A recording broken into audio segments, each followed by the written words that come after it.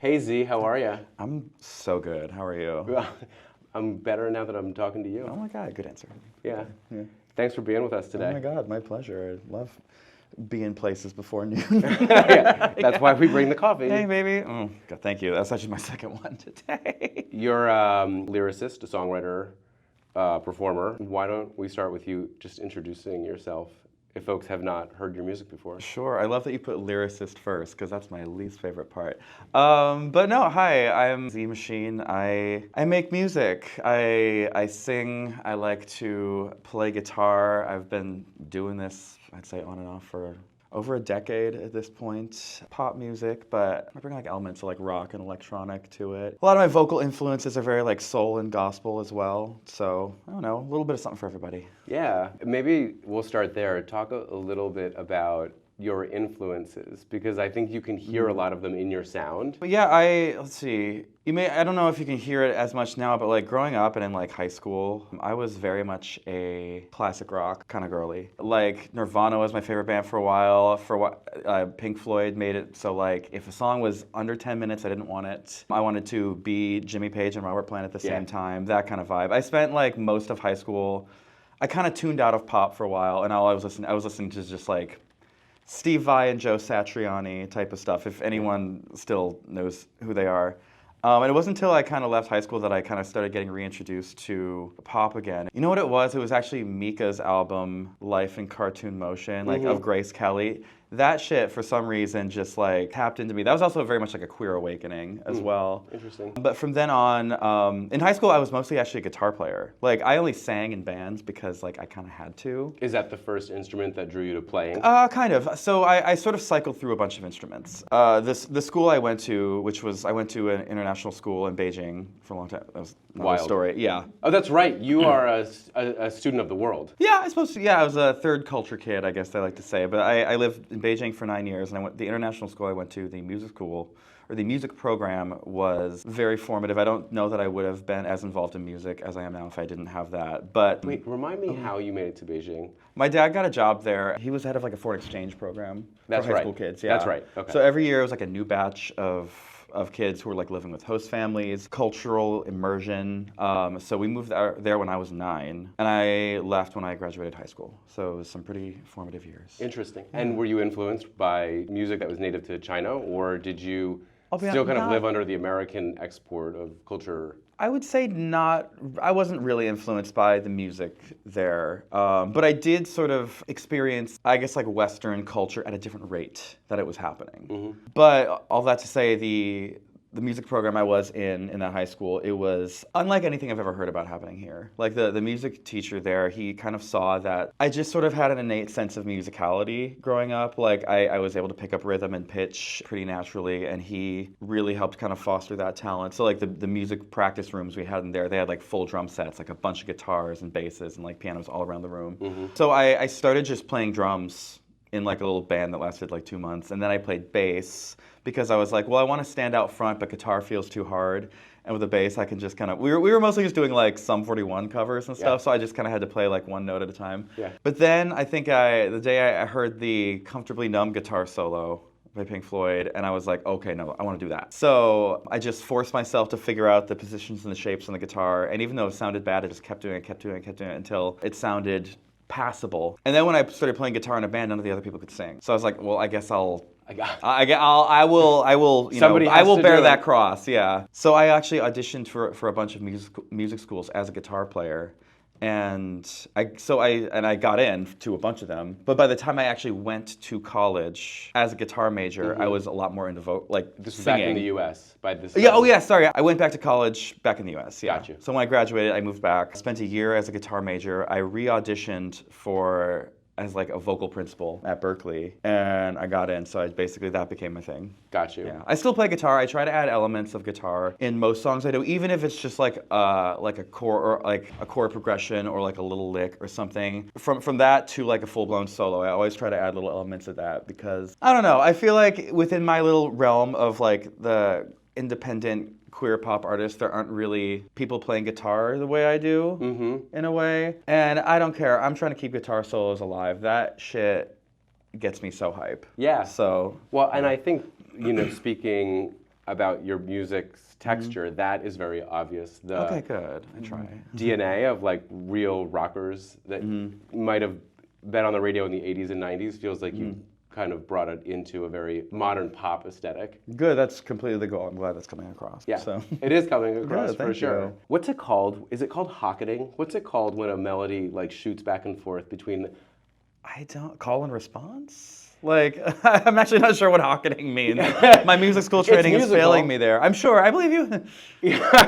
It's when I think a melody shoots back and forth either between different instruments or between the lyricist and an instrument. Okay. I mean, clearly I didn't pay attention in that class. No, I just kind of think of that as like a call and response type of thing. over. Yeah. Okay. But no. Yeah. No. Yeah. I do you hear that in what I'm doing? Do I hear? I'm not that sophisticated. Okay, I okay, wish yeah. I was. Well, let's go back. So you're Yeah. in the U.S. now, back in school. And when did you decide, or what was the moment that started the like, hey, I'm gonna pursue music as a profession? You know, sometimes I'm still wondering if I'm in that phase. No, it was a progress of just kind of being like, well, obviously this is what I'm gonna do. You know, there was never really like one moment where I was like, this is gonna be my profession. You know, it was always just kind of like, this is what I love doing, and I'm just gonna do it no matter what. Even if it's not my job, even if it's not really making me money, it's like I feel like I have to do this because it's the one thing that kind of brings me organic joy, that I don't really have to rely on other people. I don't really need to rely on outside validation to feel good about creating something that, you know, sounds good or makes me happy. Did you grow up in a musical household? Were your parents either hobbyists or?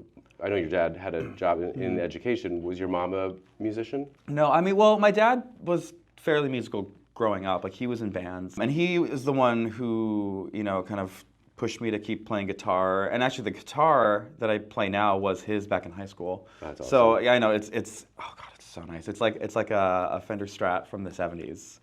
And it's still in amazing condition. I've been playing it for, like, almost 20 years. This year, actually. So I wouldn't say he's been musical anytime in the last few decades, but he definitely has that background, and I was always very encouraged by them. Yeah. So, but you know, I feel like I'm probably the first one to take it this far in the family. I think that moment where you're like, this is just what I'm going to do is actually a pretty special thing, because a lot of people probably go into life thinking this is what I have to do, right? Or there's a 9 to 5 or a pressure to earn and get a job that looks and feels a certain way, and I think what you're describing is actually very unique, which is I just have a calling to something that is artistic, and I'm going to do it. Yeah, you know, growing up, I was always kind of like, is there something like wrong with me? Am I like dumb for not wanting to like career growth and like a steady job? Like anytime I, you know, see people doing that, I'm just like, I mean, good for them, but like that would crush my soul. Maybe it means I won't, you know, be owning a home anytime soon. I don't know. That's not like, But that was never that important to me. You knew in that a way. even then, you know. Yeah, like, I knew that, and I don't know. I guess my kind of like career and life values were always in a different place from a lot of the people I was in high school with, or even like friends I was growing up with or was hanging out with afterwards. So it just seemed like a different world, and I'd never really felt any type of way about it. It was like, sure, I'll be doing like these, like, you know, let's be realistic. I've had, you know, like other jobs that could kind of keep you afloat while I'm doing music, but those were never the end goal. Yeah. Those were never really things I was trying to like climb the ladder of. It was everything was always focusing towards the main objective of growing this career. Yeah. And I feel like in the last few years, I've finally started to see that start to pay off. And I'm just like, I don't know, I had this blind faith in myself that it would work. I think even the idea or awareness that one has a soul to be crushed when they're a teenager is rare, you know, like. Fair. Yeah, speaking as Yeah. someone whose parents were very much like, get on the 9 to 5 program. Yeah, there's just the awareness that you're kind of foregoing all the benefits of creativity is pretty incredible. And that's not to say I haven't done the 9 to 5 thing. I most certainly have. I had one at an office, and they treated me very well. You know, they had health insurance and benefits and all Corporate that. people are good. Yeah. No, I worked at like a dermatology office. Oh.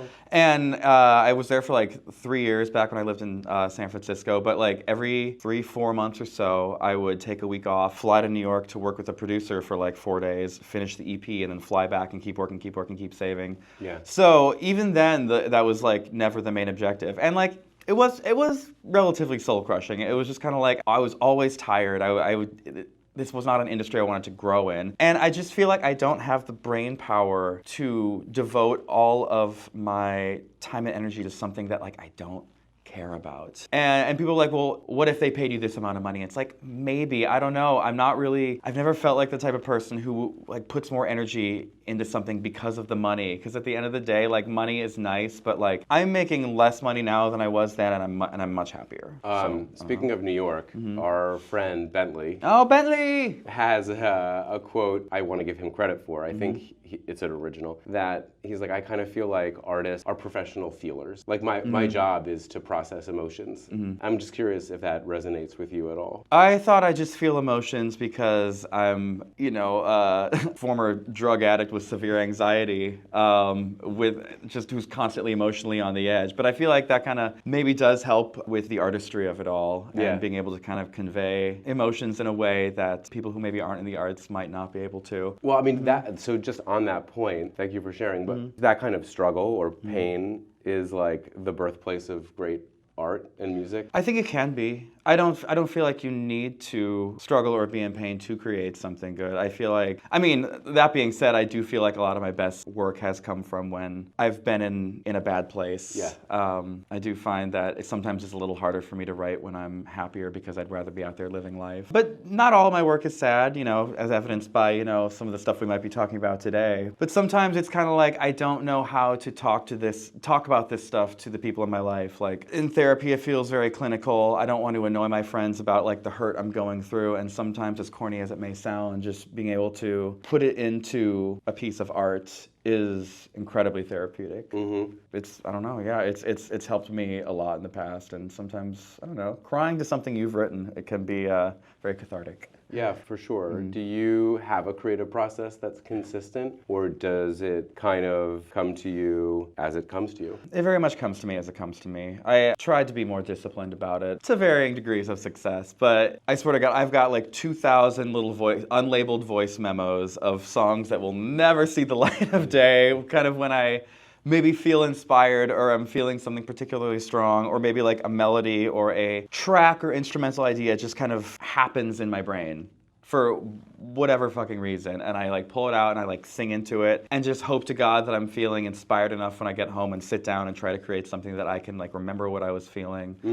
And sometimes it comes out and sometimes it doesn't, and I feel like I will go through like 2 weeks where I'm just like banging shit out and I just feel like, God, I'm genius. And then there will be times where I'm sitting there trying to create a 16-bar loop of something inspirational, and I'm just like, I've written all the songs I have. I'm done. This is it. So, which was very much what I was going through even just a few months ago. I kind of felt like, maybe this is it. Like, I don't know. Nothing's coming out. I've given everything I have. And then 2 weeks later, I basically came up with the ideas for every song on the EP I'm working for. I don't know what it was. I feel like I was just like, I cracked through something, and then the floodgates opened. That's wild. When was that? Sorry, what was that? When did the floodgates open? So I don't know when people are going to be seeing this. This is like mid-February. I had a song called The Radio that in dropped. 2 days, see. They'll be saying it. Okay, okay. I didn't know. I didn't know what the rollout plan was here. Yeah. This is LA. Good to know. That's quick. That is a good turnaround time for Los Angeles. You never know. Production very seriously. So I had a song called The Radio that dropped back in September, and that was... Which is so good, by the way. Thank you. I was really happy with how that one was received, because I felt like there are some songs that I drop and it's kind of like, all right, this was a little out there and esoteric. If it didn't connect, it's fine.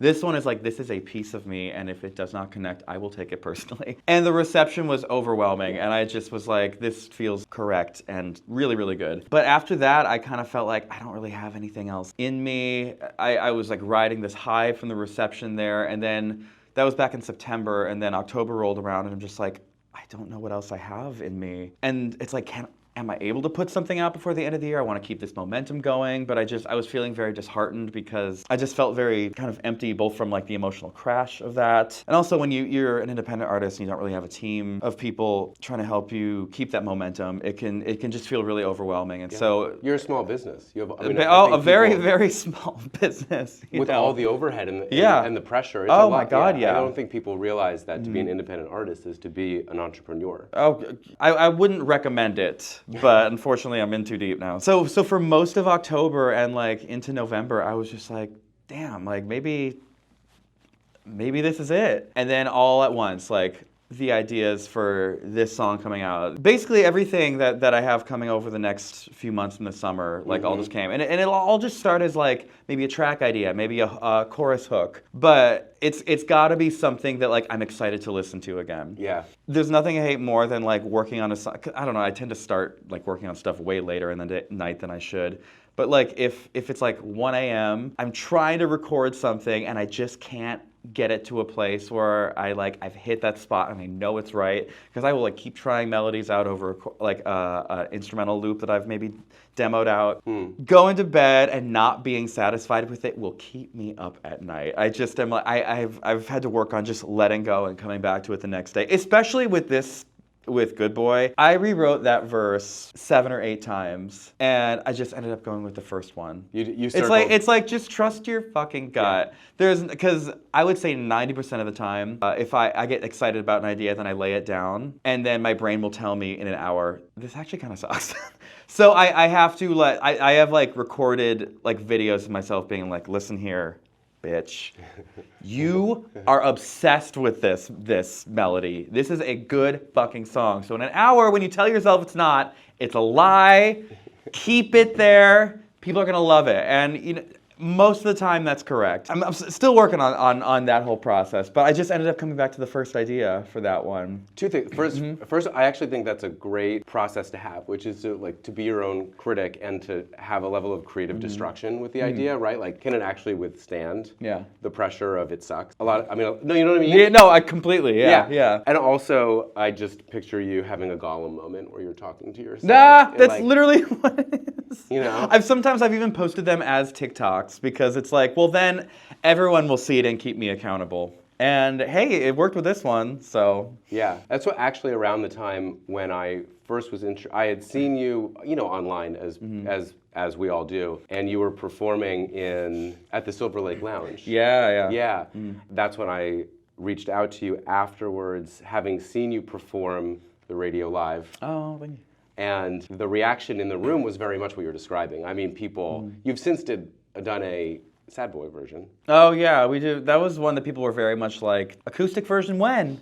And I'm like, this one actually would be good acoustic. So I gave the girls what they wanted. Yeah, well, they did want it. The whole room was basically swaying to your. It's got to be a difficult song to perform live. Vocally, yes.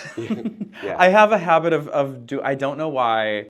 When I'm trying to make a melody, I just get excited hearing it build and build and go higher and higher until it gets to a point where my chords are at their limit. But you know what? The payoff is worth it. But I think that's the vibe we were mentioning earlier, where it's like you have this operatic rock thing going in the sonic landscape, which is very unique. Well, thank you. I try. I have a flair for the dramatic, a little bit here and there. It's good. It comes with the job. Comes with being a faggot. Can we say that? I don't know. No, February is what I said. There we go. Okay. Yeah. Actually, it's not our month. Love alliteration. Fair. Yeah. Note on editing. Are we gonna bleep that or? Probably not. Okay. So coming out of that time period, which I'm so glad you didn't quit, because yeah, me too. A performance like that moved the room and creates connections. Here we are, and I know there's other things moving for you, which is really exciting. Good Boy. We're super excited to support the release. Me too. Thank you. Talk a little bit about what that track means to you, and it's so fun. It's just like a really optimistic bop, but talk about how that song emerged. Yeah. So let me think. But it's also filthy. Yeah, I know. I had to ask earlier, like, how graphic can we get on here? I had put out a lot of very kind of either depressing and sad or like overly esoteric and cerebral kind of pop songs over the past year. And even if the music is very kind of shimmering and happy, the lyrical content tended to indulge my more depressive side last year. I was going through a lot emotionally and romantically, and I just got sick of that. I don't know. I felt like I've created some stuff I love out of that darker space, but I was like, honestly, I'm leaving that shit in 2023. I just need to give people something they can, I don't know, be horny to. I was really inspired by grooves like The Way You Make Me Feel or like I'm Your Baby Tonight that are the kind of thing. Something about that always just gets me like, So it's very much sort of a vamp on that kind of groove. And this is around that time I was dealing with I mean, I don't know, he's never gonna see this. I was going through a really rough breakup type of moment where we had kind of gotten back together and broken up like 3 times. I'm just like, Sure, we've all I fucking hate this. Like, you're doing the thing that you hate. Like you're like, it's like being stuck in a toxic loop. yeah, no, it basically, like, I am fully, you know, like a recovering drug addict. It was the same cycle of addiction to this person. No animosity, wishing him well. But I had, you know, I had met somebody on, you know, a dating app. In that little kind of recovery pick-me-up time, it was just, the chemistry there, it was just like fireworks it was like atomic bombs. Yeah. Like, it was just like 11 out of 10 every time. Yeah. And I don't know, I just kind of felt like, what's inspiring me right now that isn't boohoo, I'm sad. So it figures like, this bitch. Yeah, I don't know. Why not? Like, we're not trying to date. Like, he's a lovely guy, but like, we are just like life-changing fucking. It's good. I don't know. Is that so bad? And it's like, it's not that deep, honestly. It's just, any kind of like little metaphor or like little things he's like saying, any kind of thought process I go to leading up to it. I don't know. I just kind of tried to paint a picture while being a little bit filthy. You know, they say if you ride like lightning, you crash like thunder. Well, I mean, I already wrote that song, so. That's true. Is the piece, so is it a celebration of that kind of intimacy or Oh, absolutely. Oh my God, yeah. Okay. Yeah. It's basically, and like, usually these happen at like 10 p.m. or later. Sometimes. So, yeah, I mean, you know, we've kind of transitioned into the daytime, but I don't know, it's just kind of like, I haven't had this type of like fiery connection from just like a physical standpoint in a while, and it's really refreshing. And it was honestly, it happened exactly when I needed it the most. Yeah. So, I don't know, let's celebrate that. Does that usually impact your creative process? Do the experiences that you have in your dating life bleed? I mean, that's kind of a silly question. We're going to edit that out. Oh, yes. Yeah. Yes, they do. They definitely do. I feel, you know, for the longest time, I was kind of like... Wait, let me ask the question differently. Yeah. Okay. Cut that. Rewind. Yeah. Does anything ever happen in your dating life or your love life where you're like, that's never making it into a song? No, actually. I don't know. I don't really think of it like, I don't really divvy it out like that. It's sort of like, if it's impacting me in any kind of... In fact, the stuff that makes me look bad, it will definitely make it into the song. Yeah. I feel like my favorite thing to write about is like, I'm an asshole. Like, I'm the bad guy in the situation. I don't know. I feel like if I own up to it first, no one can use it against me. In a way, I don't know. I guess that's kind of how Very vulnerable. Yeah, I guess so. You know, I'm nothing if not self-aware. Is the comment on addiction to a person about the person in Good Boy, or is it? No. That was the relation, the on and again, off again relationship. So Good Boy got. He's gotten his fair share of songs. His budget has been met. Yeah. I mean, there's a few more that are still coming, but those were written a while ago. If he got paid by song, honey, he'd be getting royalty checks. Yeah. The last, I know, the radio Sad Boy's last track that you've released, but that's a remix. Yeah, or it's like the lo-fi version was just an acoustic version of the radio. Yeah. When was your last new work? I mean, it was the radio. It was the radio? Yeah. Okay, so this is the first track of the year? Other than the acoustic version, yes. Okay. First new song. New song. Yeah. Okay, awesome. So you mentioned this is a very optimistic track. It's fun. Yeah. Is this the beginning of a new era of work for you? Yeah, I figured it's been 6 years since my last collection of work. That was actually the first thing I dropped ever was this EP, and that was the one that I was funding through my 9-to-5 at that point. It's so interesting that I dropped that when I had nobody listening.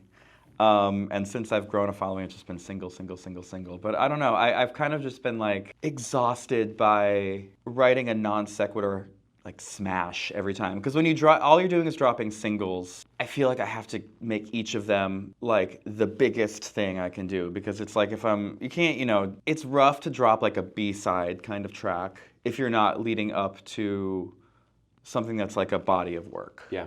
They all have to be a smash. And I love them all, otherwise I wouldn't have put them out. But it got exhausting. Yeah, it's hard. It's like it's like continually Yeah. sprinting instead of, I mean, the old model where you do an album, 3 years of touring, another album. Yeah. At least you get these concentrated segments of work, whereas a track by track is like you're just doing a race every month over and over again. Yeah, exactly. And there's also, you know, a beauty in writing a song that might not be like, oh, this is like a chart-topping hit. Not that any of them have like topped the charts. Well, they do in my home. Of course. But, you know, maybe something that's a little more understated, that's maybe not the most accessible. And, like, it's all still pop music, so it's all pretty accessible. But it's kind of like, you know, maybe I want, like, a minute-long intro for this one.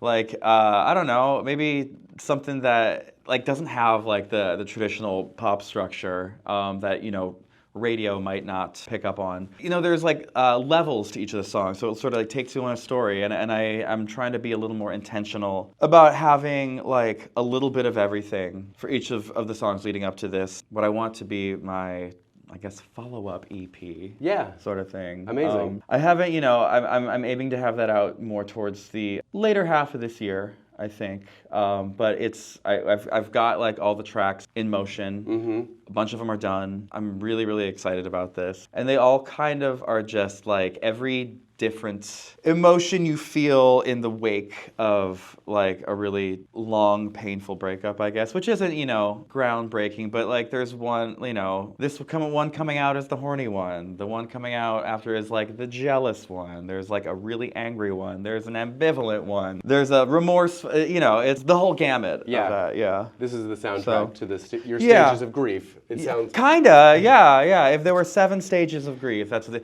and then I think I might throw the radio in there as well. Just because, you know, give some people a little something they're familiar with. And for fans and for people who find your music, are there any upcoming shows or places they can find more information about you? Yeah, I mean, if you live in a more coastal or populated city in North America or maybe the UK, I don't know, maybe I'll be doing a show there sometime this spring. Okay. I don't know. Who knows? Who knows? Maybe that information will be coming soon. Yeah, that's exciting. That'll be pretty cool. That's awesome. Yeah. Well, you're an incredible live performer. Thank you. That I do, you know, honestly, I do feel like that's kind of where I thrive in my most vibrant essence the most. I don't know. I'll always be like freaking out before the show. I'll be like, oh my God, my voice can't hold up, whatever. And then I get on there and I'm just like, damn. I kind of fucking did that. Yeah. Well, it doesn't show. Thank you. I've become very good at powering through that. Yeah. So. Awesome. I've had to. Well, listen, you're so warm and personally, you know, and talented. And I think one of the things that we're trying to do with Major, in addition to be a place for like deeper storytelling, right, behind the music, so that artists like yourself don't just become like laptop track. We want people to know your music and to know you and to have a stage for that. We're also looking to feature, you know, unique genres that maybe the algorithm wouldn't give you. And I think one thing that's unique about you is that you're a queer artist that's singing in some songs about that experience, but both sonically, as we've talked about, and just your presence is the transcends. Like it's just, it feels just like great music. Thank you so much. That means a lot to hear. I don't know. And while that may be true, and I hope that's true, I guess I don't. I just am making sounds that I would want to listen to. You know, I feel like there was a point in time where I was trying very hard to do something that was like unique and different that no one else was doing, but then also was still accessible and catchy and was like relatable, but also like breaking new ground, and that was just exhausting. So now I'm just like, fuck it. Just like write a song that you want to listen to, bitch. Like it's not that simple. If you want to listen to, chances are probably someone else does too. Well, it's actually quite, I'll say this word, it's like, we can laugh about it. It's actually quite brave. Because what a lot of people may not know is that the algorithms want to put you in a box. Yeah. And the boxes get smaller and smaller, right? And I think to kind of say like, hey, I actually want to do some stuff that may not cleanly fit like a label is kind of like, you know, the opposite of what the industry wants you to do. I mean, I would agree, and also, like, I don't know if I want a label, but if any labels are watching, you know, I don't know. It's the type of thing where, like, I don't want to like shoot myself in the foot if you know, Atlantic comes knocking at my door, but I don't hear that many good stories about people's experiences with labels. No, you know, unless they broke, you know, 20 years ago and are already established. Like, it'd be exhausting being independent, but I love having the independence. to just do whatever the hell I want and not have to be like, go through a bunch of rounds of approval of people who don't really know what they're talking about, wearing what I want, singing about what I want. It's very refreshing, if not a little exhausting, but also not having to recoup money that I don't have. To have your career on the edge of a loan. Yeah, exactly. Yeah. So. And I think also my original intention was to use the term label as in like, hey, I'm a Oh, that kind of label, putting labels. I'm an electro pop queer queen, which by the way is a great swim lane. Yeah. I love all swim lanes. Yeah. But I think what you do really well is have your unique voice in a way where it just feels like anyone would listen to it and relate to exactly what you're singing about, whether they're straight, gay, or anywhere in between. Thank you. I'm glad that's the case. I will say that it's not even really something that I intentionally go into when creating music. I saw some Rick Rubin interview where he was like, I'm not doing this for them. I'm making this for me. And then by doing this for me, it will be as authentic as it can possibly be, which in turn will then be for them. Yeah. And if that makes sense. Because if you try too much to cater to someone who's not you, it's not going to sound like you, and it's not going to sound good. So I literally just am saying the things that I'm feeling. I'm playing the things that I want to hear. And if that attracts people, hooray for me. I'm a lot of the times when I create this, I'm not so concerned about growing an audience. I feel like just by creating it authentically, the audience will find it. And I feel like I've been very fortunate to have, had several breaks along the way where people have found my music. Yeah. But I feel like if the material wasn't there, it wouldn't have connected. For sure. So, yay. Yeah, and your work has also been recognized by the industry as well. It's had its moments. If you get Mark Ronson's stamp of approval, I think, just a little. That's a career high. I don't know. Just a little producer doing some work off on the side. Yeah, he's gonna make it big someday. Someday, if he just keeps plugging away. Yeah. Well, you're incredibly talented. We're very, very proud to support your work and look forward to seeing your career continue to grow. Thank you so much. Me too. ZEE Thank you for machine. having me. Yeah.